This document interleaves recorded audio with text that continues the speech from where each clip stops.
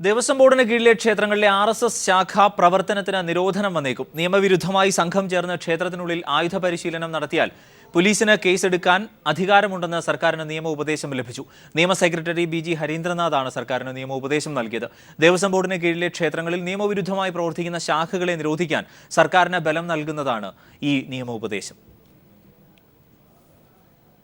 ദേവസ്വം ബോർഡിന് കീഴിലെ ക്ഷേത്രങ്ങളിലെ ആയുധ പരിശീലനവും RSS ശാഖകളും നിയമവിരുദ്ധമായിട്ടാണ് പ്രവർത്തിക്കുന്നതെന്നും നിയമവിരുദ്ധമായി പ്രവർത്തിക്കുന്ന അത്തരം ശാഖകൾക്കെതിരെ കേസെടുക്കാവുന്നതാണെന്നും സർക്കാരിന് ലഭിച്ച നിയമോപദേശത്തിൽ പറയുന്നു.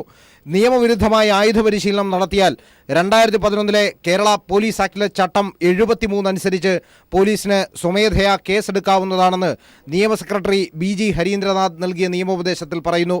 ദേവസ്വം വകുപ്പിനു വേണ്ടി സെക്രട്ടറി KR ജ്യോതിലാലാണ് ക്ഷേത്രങ്ങളിലെ RSS ശാഖകളെ നിരോധിക്കാൻ സർക്കാർ എന്ന വിഷയത്തിൽ നിയമോപദേശം തേടിയത്. കേരളത്തിലെ ദേവസ്വം ബോർഡിന് കീഴിലെ ക്ഷേത്രങ്ങളിൽ പതിറ്റാണ്ടുകളായി പ്രവർത്തിച്ചു വരുന്ന RSS ശാഖകളുടെ പ്രവർത്തനം നിയമവിരുദ്ധമാണെന്ന് കണ്ടെത്തിയതോടെ ഇവയ്ക്കെതിരെ ശക്തമായ നടപടി സ്വീകരിക്കാൻ സർക്കാരിന് ബലം നൽകുന്നതാണ് പുതിയ നിയമോപദേശം. ദേവസ്വം മന്ത്രി കടകംപള്ളി സുരേന്ദ്രൻ അമ്പലത്തിനുള്ളിൽ നടക്കുന്ന RSS ശാഖകൾക്കെതിരെ കടുത്ത വിമർശനവുമായി നേരത്തെ രംഗത്തെത്തിയിരുന്നു. ഈ പശ്ചാത്തലത്തിലാണ് സർക്കാരിന് അനുകൂല നിയമോപദേശം ലഭിച്ചിരിക്കുന്നത്. എന്നാൽ ദേവസ്വം ബോർഡ് ക്ഷേത്രങ്ങൾക്ക് കീഴിൽ ആയുധ പരിശീലനം നടക്കുന്നില്ലെന്ന് തിരുവിതാംകൂർ ദേവസ്വം ബോർഡ് പ്രയാർ ഗോപാലകൃഷ്ണന്റെ പ്രസ്താവന വിവാദമായിരുന്നു. ക്ഷേത്രങ്ങൾക്കുള്ളിൽ നടക്കുന്ന ആയുധ പരിശീലനത്തിനെതിരെ വിശ്വാസികൾക്കിടയിൽ നിന്ന് പോലും എതിർപ്പ് വരുന്ന പശ്ചാത്തലത്തിൽ ലഭിച്ചിരിക്കുന്ന നിയമോപദേശത്തിന് വലിയ രാഷ്ട്രീയ മാനങ്ങളാണുള്ളത്. S. ജീവൻകുമാർ, തിരുവനന്തപുരം. ദേവസ്വം നിയമനങ്ങൾ PSCക്ക് വിടാൻ ബില്ല് കൊണ്ടുവരാൻ മന്ത്രിസഭായോഗ തീരുമാനം. ബില്ല് നിയമസഭാ സമ്മേളനത്തിൽ അവതരിപ്പിക്കും. തിരുവനന്തപുരം കോഴിക്കോട് ലൈറ്റ് മെട്രോയുടെ കൺസൾട്ടൻസി കരാർ DMRCക്ക് നൽകാനും മന്ത്രിസഭായോഗം തീരുമാനിച്ചു. നിയമസഭാ സമ്മേളനം ഈ മാസം 26 മുതൽ വിളിച്ചു ചേർക്കാനും മന്ത്രിസഭ ശുപാർശ ചെയ്തു. 14ാം നിയമസഭയുടെ 2ാം സമ്മേളനം ഈ മാസം 26 മുതൽ വിളിച്ചു ചേർക്കുന്നതിന് ഗവർണറോട് ശുപാർശ ചെയ്യാൻ മന്ത്രിസഭായോഗം തീരുമാനിച്ചു. ദേവസ്വം നിയമനങ്ങൾ പൂർണ്ണമായും PSCക്ക് വിടുന്നതിനുള്ള ദേവസ്വം റിക്രൂട്ട്മെന്റ് ബോർഡ് ഭേദഗതി ബില്ലായി നിയമസഭാ സമ്മേളനത്തിൽ അവതരിപ്പിക്കും. ഇതോടെ ദേവസ്വം റിക്രൂട്ട്മെന്റ് ബോർഡ് ഫലത്തിലില്ലാതാകും. റിക്രൂട്ട്മെന്റ് ബോർഡിനെ കുറിച്ച് ആക്ഷേപമുയർന്ന സാഹചര്യത്തിൽ നിയമനങ്ങൾ PSCക്ക് വിടാൻ നേരത്തെ തീരുമാനമെടുത്തിരുന്നു. തിരുവനന്തപുരം കോഴിക്കോട് ലൈറ്റ് മെട്രോ പദ്ധതികളുടെ പ്രാഥമിക ജോലികൾക്കായുള്ള കൺസൾട്ടന്റായി DMRCയെ നിയോഗിക്കാനും മന്ത്രിസഭ തീരുമാനിച്ചു. കേന്ദ്ര സർക്കാരിന്റെ അനുമതിക്ക് ശേഷം മുഴുവൻ പ്രൊജക്ടുകളുടെയും കൺസൾട്ടന്റായി DMRCയെ നിയമിക്കും. പദ്ധതികൾക്കായി ഭൂമി ഏറ്റെടുക്കുന്നത് വേഗത്തിലാക്കാൻ റവന്യൂ സബ് ഡിവിഷണൽ ഓഫീസറെ ചുമതലപ്പെടുത്തും. ഫ്ലൈ ഓവറുകളുടെ നിർമ്മാണത്തിനും ഭൂമി ഏറ്റെടുക്കലുമായി 272.84 കോടി രൂപയുടെ ഭരണാനുമതി നൽകും. KSFE ജീവനക്കാർക്ക് 2012 ഓഗസ്റ്റ് മുതൽ മുൻകാല പ്രാബല്യത്തോടെ ശമ്പള പരിഷ്കരണം അനുവദിക്കാനും മന്ത്രിസഭ തീരുമാനിച്ചു. News bureau, Thiruvananthapuram.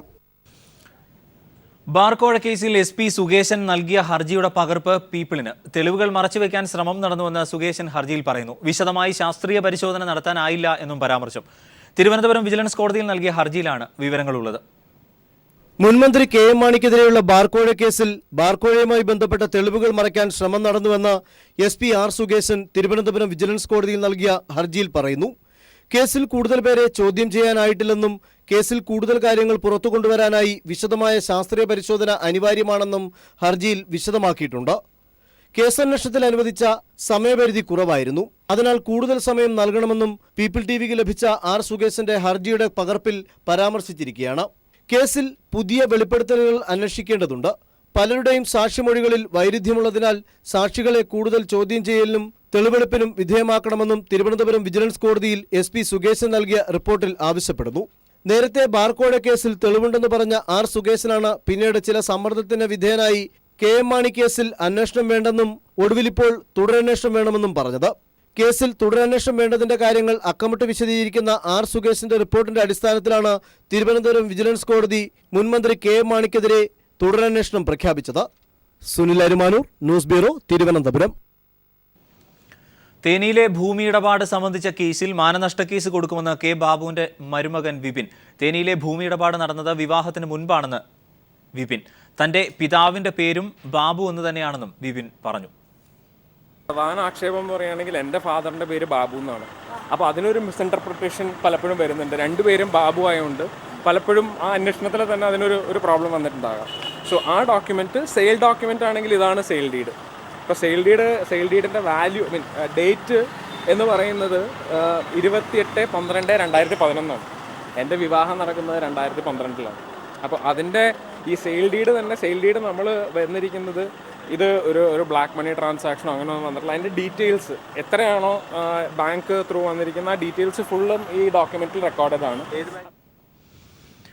മുത്തൂറ്റ് ഗ്രൂപ്പിൽ രഹസ്യ നിക്ഷേപമുള്ള രാഷ്ട്രീയ നേതാക്കളുടെ പേരുവിവരങ്ങൾ ലഭിക്കുന്നതിന് വീണ്ടും അപേക്ഷ സമർപ്പിക്കാൻ വിജിലൻസിൽ നീക്കം. ആദ്യം നൽകിയ പരാതി സാങ്കേതികത ചൂണ്ടിക്കാട്ടി ആദായ നികുതി വകുപ്പ് നിരസിച്ചതോടെയാണ് കുറ്റമറ്റ തരത്തിൽ വീണ്ടും അപേക്ഷ സമർപ്പിക്കാൻ വിജിലൻസ് ഒരുങ്ങുന്നത്. രാഷ്ട്രീയ നേതാക്കളുടെ സ്വത്തുവിവരം ആവശ്യപ്പെട്ടുകൊണ്ട് വിജിലൻസ് ആദ്യം സമർപ്പിച്ച രേഖയിൽ വ്യക്തതയില്ലാത്തതിനാലാണ് അപേക്ഷ നിരസിച്ചതെന്നാണ് ഇൻകം ടാക്സ് വൃത്തങ്ങൾ നൽകുന്ന സൂചന. മുത്തൂറ്റ് ഗ്രൂപ്പിന്റെ സ്ഥാപനങ്ങളിൽ നടന്ന റെയ്ഡിൽ നിരവധി രേഖകൾ പിടിച്ചെടുത്തുവെങ്കിലും ഇതിൽ ഇടപാടുകാരായ രാഷ്ട്രീയ നേതാക്കളുടെ പേരുവിവരം പ്രത്യേകമായി സൂക്ഷിച്ചിട്ടില്ല എന്ന കാരണമാണ് അപേക്ഷ നിരസിക്കാനായി ഇൻകം ടാക്സ് അധികൃതർ ചൂണ്ടിക്കാട്ടിയത്. ആവശ്യമുള്ള ആളുകളുടെ പേരുവിവരങ്ങൾ പ്രത്യേകമായി രേഖപ്പെടുത്തി ഒരിക്കൽ കൂടി അപേക്ഷ നൽകിയാൽ ഇടപാടുകാരിൽ ആരോപണ വിധേയരായ രാഷ്ട്രീയ നേതാക്കൾ ഉണ്ടോ എന്ന് കണ്ടെത്താൻ ബുദ്ധിമുട്ടുണ്ടാവില്ലെന്നാണ് ആദായ നികുതി വകുപ്പിന്റെ നിലപാട്. അപേക്ഷയിൽ പറ്റിയ പാകപ്പിഴ തിരുത്തി അടുത്ത ദിവസം തന്നെ ആദായ നികുതി വകുപ്പിന് ഫോം 46 പ്രകാരം പുതിയ അപേക്ഷ വിജിലൻസ് നൽകിയേക്കും. News bureau, Thiruvananthapuram. ഇറച്ചിക്കോഴി വ്യാപാരികൾക്കും ആയുർവേദ കമ്പനികൾക്കും അനധികൃതമായി നികുതി ഇളവ് നൽകിയെന്ന കേസിൽ തനിക്കെതിരെയുള്ള FIR റദ്ദാക്കണമെന്നാവശ്യപ്പെട്ട് മുൻമന്ത്രി KM മാണി സമർപ്പിച്ച ഹർജിയിൽ നിലപാട് അറിയിക്കാൻ ഹൈക്കോടതി സർക്കാരിനോട് നിർദ്ദേശിച്ചു. വിശദമായ വാദം കേൾക്കുന്നതിനായി കേസ് ഈ മാസം 19 മാറ്റി. അഴിമതി നിരോധന നിയമപ്രകാരം തനിക്കെതിരെ കേസെടുക്കുന്നതിന് ആവശ്യമായ തെളിവുകൾ വിജിലൻസിന്റെ പക്കൽ ഇല്ലെന്നാണ് മാണിയുടെ വാദം. ഭരണപരിഷ്കാര കമ്മീഷൻ അധ്യക്ഷൻ VS അച്യുതാനന്ദന് ഔദ്യോഗിക വസതി അനുവദിച്ച് ഉത്തരവായി. കവടിയാർ ഹൌസാണ് VSന് നൽകുക. മുഖ്യമന്ത്രിയുടെ നിർദ്ദേശപ്രകാരം ചീഫ് സെക്രട്ടറിയാണ് ഉത്തരവിട്ടത്. ഭരണപരിഷ്കാര കമ്മീഷൻ അധ്യക്ഷന്റെ ഓഫീസ് സംബന്ധിച്ച് VS നേരത്തെ കത്ത് നൽകിയിരുന്നു.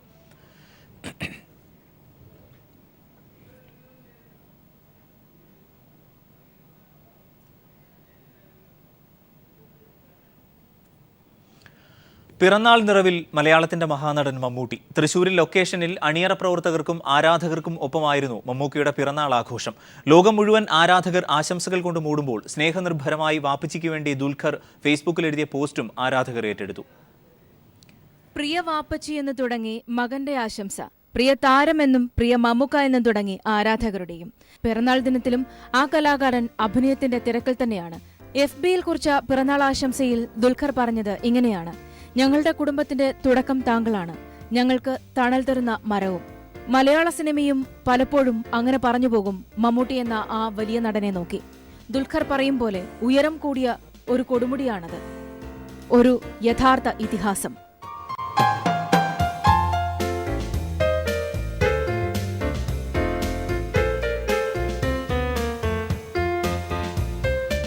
വർഷങ്ങൾ വിരലിലെണ്ണി മമ്മൂക്കയുടെ പ്രായം എത്രയെന്ന് കണക്കുകൂട്ടി നോക്കുന്നവരോട് പ്രായം പറയാതെ മിണ്ടാതെ നിൽക്കുമ്പോൾ മമ്മൂക്ക പറയാതെ പറയുന്നത് ഇതുതന്നെയാകും: കലയ്ക്ക് പ്രായമാകാറില്ല, കലാകാരനും. മലയാളത്തിന്റെ മഹാനടൻ മമ്മൂട്ടിക്ക് പിറന്നാൾ ആശംസകളോടെ. News desk. വൃക്ക മാറ്റിവയ്ക്കൽ ശസ്ത്രക്രിയയ്ക്ക് തയ്യാറെടുക്കുന്ന രോഗികൾക്ക് ധനസഹായം നൽകുമെന്ന് നടൻ മമ്മൂട്ടി. അടുത്ത മാസം പദ്ധതിയുടെ പ്രവർത്തനങ്ങൾ ആരംഭിക്കുമെന്ന് മമ്മൂട്ടി പറഞ്ഞു. തൃശൂരിൽ ദ ഗ്രേറ്റ് ഫാദർ എന്ന സിനിമയുടെ ലൊക്കേഷനിൽ നടന്ന ജന്മദിന ആഘോഷ പരിപാടിയിലാണ് മമ്മൂട്ടി ധനസഹായം പ്രഖ്യാപിച്ചത്. കിഡ്നി കൊടുക്കാൻ തയ്യാറാണെങ്കിലും അതിന് ശസ്ത്രക്രിയക്കുള്ള ചെലവുകൾ വഹിക്കാൻ വയ്യാത്ത ഒരുപാട് കുടുംബാംഗങ്ങൾ, ഒരുപാട് ആളുകൾ നമ്മുടെ നാട്ടിലുണ്ട്. സൗജന്യമായി നൽകാനുള്ള ഒരു പ്രോജക്റ്റ് ഞങ്ങൾ ആലോചിച്ചുകൊണ്ടിരിക്കുകയാണ്. ഏകദേശം അത് അനൗൺസ് ചെയ്തതായിട്ടുണ്ട്. 1-2 ആശുപത്രികളുമായിട്ട് കൂടെ സംസാരിച്ചു കഴിഞ്ഞാൽ അതിന് തീരുമാനമാകും. മുൻമന്ത്രി K ബാബുവിനെതിരായ അനധികൃത സ്വത്ത് സമ്പാദന കേസിൽ ബാങ്ക് അക്കൗണ്ടുകളും ലോക്കറുകളും ഇന്നും പരിശോധിച്ചു. ബാബുവിന്റെ ഇളയ മകൾ ഐശ്വര്യയുടെ പേരിലുള്ള യൂണിയൻ ബാങ്ക് ലോക്കർ പരിശോധിച്ചതിൽ 100 പവനോളം സ്വർണം കണ്ടെത്തി. ബാബുവിന്റെ തൃപ്പൂണിത്തുറയിലുള്ള ബാങ്ക് അക്കൗണ്ടുകളും വിജിലൻസ് പരിശോധിച്ചു. അതേസമയം വിജിലൻസിനെതിരെ നിയമ നടപടിയുമായി മുന്നോട്ടു പോകുമെന്ന് K ബാബുവിന്റെ മരുമകൻ പറഞ്ഞു. K ബാബുവിന്റെ ഇളയ മകൾ ഐശ്വര്യയുടെ പേരിലുള്ള യൂണിയൻ ബാങ്ക് പൊന്നുരുന്നി ശാഖയിലുള്ള ബാങ്ക് ലോക്കർ പരിശോധനയിലാണ് 100 പവനോളം സ്വർണം കണ്ടെത്തിയത്. ഇളയ മകളുടെ പേരിലുള്ള മറ്റൊരു ബാങ്ക് ലോക്കറിൽ നിന്നും മൂത്ത മകളുടെ പേരിലുള്ള തൊടുപുഴയിലെ ബാങ്ക് ലോക്കറിൽ നിന്നുമായി 156 പവൻ സ്വർണവും നേരത്തെ വിജിലൻസ് കണ്ടെത്തിയിരുന്നു. സ്വർണം വാങ്ങിയതിന്റെ സ്രോതസ്സിനെക്കുറിച്ച് വിജിലൻസ് വിശദമായി അന്വേഷിക്കും. അതേസമയം വിജിലൻസിനെതിരെ നിയമ നടപടി സ്വീകരിക്കുമെന്ന് K ബാബുവിന്റെ മരുമകൻ വിപിൻ പറഞ്ഞു. ഈ സെയിൽ ഡീഡ് നമ്മൾ വന്നിരിക്കുന്നത് ഇത് ഒരു ബ്ലാക്ക് മണി ട്രാൻസാക്ഷനോ അങ്ങനെ ഒന്നും വന്നിട്ടില്ല. അതിൻ്റെ ഡീറ്റെയിൽസ് എത്രയാണോ ബാങ്ക് ത്രൂ വന്നിരിക്കുന്ന ആ ഡീറ്റെയിൽസ് ഫുള്ളും ഈ ഡോക്യുമെൻറ്റിൽ റെക്കോർഡഡാണ്. ഒരു പ്രിലിമിനറി എൻക്വയറി നടന്നിരുന്നെങ്കിൽ തന്നെ ഇത്രയും ഒരു ബുദ്ധിമുട്ട് എല്ലാവർക്കും വരേണ്ട കാര്യമില്ല. ഞങ്ങളൊരു ഡിഫമേഷൻ കേസ് ഫയൽ ചെയ്യുന്നുണ്ട്. Apart from mister K Babu, because ഇത് വസ്തുതാരഹിതമാണ്. യൂണിയൻ ബാങ്കിലെ പരിശോധനയ്ക്ക് ശേഷം കെ ബാബുവിൻ്റെയും ഭാര്യ ഗീതയുടെയും പേരിലുള്ള തൃപ്പൂണിത്തുറയിലെ 2 ബാങ്ക് അക്കൗണ്ടുകളും വിജിലൻസ് പരിശോധിച്ചു. ബാങ്ക് അക്കൗണ്ടുകളുടെയും ലോക്കറുകളുടെയും പരിശോധന പൂർത്തിയാക്കിയ വിജിലൻസ് ഇതുവരെ കണ്ടെടുത്ത രേഖകളെക്കുറിച്ച് വിശദമായി അന്വേഷണം നടത്തും. News bureau, Kochi. അന്യായമായി സ്ഥലം മാറ്റുകയും സസ്പെൻഡ് ചെയ്തതിലും പ്രതിഷേധിച്ച മുത്തൂറ്റിലെ ജീവനക്കാർ സംസ്ഥാന വ്യാപകമായി പണിമുടക്കുകയും സത്യാഗ്രഹ സമരം സംഘടിപ്പിക്കുകയും ചെയ്തു. Kerala state private chits and finance employees യൂണിയന്റെ നേതൃത്വത്തിലായിരുന്നു പണിമുടക്ക്. പ്രതികാര നടപടികൾ തുടർന്നാൽ ശക്തമായ സമരവുമായി മുന്നോട്ടു പോകാനാണ് യൂണിയന്റെ തീരുമാനം. അന്യായമായി ജീവനക്കാരെ സ്ഥലം മാറ്റുകയും സസ്പെൻഡ് ചെയ്യുകയും ചെയ്തതിൽ പ്രതിഷേധിച്ചാണ് മുത്തൂറ്റിലെ ജീവനക്കാർ പണിമുടക്കുകയും 72 മണിക്കൂർ സത്യാഗ്രഹ സമരം സംഘടിപ്പിക്കുകയും ചെയ്തിരിക്കുന്നത്. Kerala state private chits and finance employees യൂണിയന്റെ നേതൃത്വത്തിലായിരുന്നു പണിമുടക്ക്. സംഘടനാ പ്രവർത്തനത്തിൽ ഏർപ്പെട്ടതിന്റെ പ്രതികാര നടപടിയാണ് മാനേജ്മെന്റിന്റെ ഈ തീരുമാനത്തിൽ പിന്നിലെന്നാണ് പണിമുടക്കിയവർ പറയുന്നത്. നോൺ ബാങ്കിംഗ് സ്ഥാപനങ്ങളിൽ സംഘടന അനുവദിക്കില്ല എന്ന ധാർഷ്ട്യ മനോഭാവമാണ് മാനേജ്മെന്റിനെന്നും ഇവർ പറയുന്നു. യൂണിയൻ സംസ്ഥാന ജനറൽ സെക്രട്ടറി രതീഷ്: നമ്മൾ കഴിഞ്ഞ 6 മാസം മുമ്പ് കേരള നഗരത്തിലെ നോൺ ബാങ്കിംഗ് ഫിനാൻസ് സ്ഥാപനങ്ങളിൽ സംഘടന രൂപീകരിച്ചു. ഈ സംഘടന ഈ സ്ഥാപനത്തിൽ അനുവദിക്കില്ല എന്നുള്ള ഒരു ധാർഷ്ട്യ മനോഭാവത്തിന്റെ ഭാഗമായിട്ടാണ് ജീവനക്കാരെ അന്യായമായി സ്ഥലം മാറ്റുകയും പിരിച്ചുവിടുകയും ഉൾപ്പെടെയുള്ള മാർഗങ്ങൾ സ്വീകരിച്ചു വരുന്നത്. ഈ മാസം 10-ന് തൊഴിൽ മന്ത്രിയുടെ സാന്നിധ്യത്തിൽ അനുരഞ്ജന ചർച്ചയും തീരുമാനിച്ചിട്ടുണ്ട്. ചർച്ച പരാജയപ്പെട്ടാൽ ശക്തമായ സമരപരിപാടികളുമായി മുൻപോട്ട് പോവാനാണ് യൂണിയന്റെ തീരുമാനം. News bureau, Kozhikode. നടൻ ശ്രീജിത്ത് രവിക്കെതിരായ പരാതി റിപ്പോർട്ട് ചെയ്യുന്നതിൽ വീഴ്ച വരുത്തിയ സ്പെഷ്യൽ ബ്രാഞ്ച് പോലീസ് ഉദ്യോഗസ്ഥനെ സസ്പെൻഡ് ചെയ്തു. ഒറ്റപ്പാലം പോലീസ് സ്റ്റേഷനിലെ സീനിയർ സിവിൽ പോലീസ് ഓഫീസർ രാജശേഖരനെ SP A ശ്രീനിവാസാണ് അന്വേഷണ വിധേയമായി സസ്പെൻഡ് ചെയ്തത്. നടൻ ശ്രീജിത്ത് രവി സ്കൂൾ വിദ്യാർത്ഥിനികളോട് അപമര്യാദയായി പെരുമാറിയ കേസിലാണ് പോലീസുകാരനെ സസ്പെൻഡ് ചെയ്തത്. സംഭവം നടന്ന കഴിഞ്ഞ മാസം 27-ന് സ്കൂൾ പ്രിൻസിപ്പൽ ഒറ്റപ്പാലം പോലീസ് സ്റ്റേഷനിൽ പരാതി നൽകിയിരുന്നു. എന്നാൽ പരാതി ലഭിച്ച കാര്യം സ്പെഷ്യൽ ബ്രാഞ്ചിന്റെ ചുമതല വഹിക്കുന്ന സീനിയർ പോലീസ് ഓഫീസർ രാജശേഖരൻ SP-ക്ക് റിപ്പോർട്ട് ചെയ്തില്ല. ഇത് വീഴ്ചയാണെന്ന് കണ്ടെത്തിയതിനെ തുടർന്നാണ് സർവീസിൽ നിന്ന് സസ്പെൻഡ് ചെയ്യാൻ SP ഡോക്ടർ A ശ്രീനിവാസ് ഉത്തരവിട്ടത്. പ്രിൻസിപ്പലുടെ പരാതിയിൽ കേസെടുക്കാൻ കാലതാമസമുണ്ടായെന്ന പരാതിയിൽ SI ആദം ഖാൻ ഉൾപ്പെടെ 3 പോലീസ് ഉദ്യോഗസ്ഥർക്കെതിരെ വകുപ്പ് തല നടപടി ഉണ്ടാകുമെന്നും SP അറിയിച്ചു. പരാതി ലഭിച്ച് 4-ാം ദിവസമായ ആഗസ്റ്റ് 31-നാണ് ഒരാൾക്കെതിരെ കേസ് രജിസ്റ്റർ ചെയ്യാൻ പോലീസ് തയ്യാറായത്. ഇതിൽ ശ്രീജിത്ത് രവിയുടെ പേരോ പോക്സോ വകുപ്പോ ചേർത്തിരുന്നില്ല. എന്നാൽ റോഡിൽ കണ്ട കാർ ശ്രീജിത്ത് രവിയുടേതെന്ന് വ്യക്തമായ ശേഷം ഇയാളെ സ്റ്റേഷൻ വിളിച്ചു വരുത്തി 2 കുട്ടികൾക്ക് മുമ്പാകെ ഹാജരാക്കുന്ന സാഹചര്യവുമുണ്ടായി. കുട്ടികളെ പ്രതിക്ക് മുന്നിൽ ഹാജരാക്കിയത് ഗുരുതര വീഴ്ചയാണെന്ന് സബ് കളക്ടറുടെ റിപ്പോർട്ടിൽ പറയുന്നുണ്ട്. പരാതിയിൽ പ്രാഥമിക അന്വേഷണം നടത്താനായി സ്കൂളിലെത്തിയ പോലീസുകാരൻ കുട്ടികളോട് മോശമായി പെരുമാറിയെന്നും സബ് കളക്ടർ കണ്ടെത്തിയിരുന്നു. News bureau, Palakkad.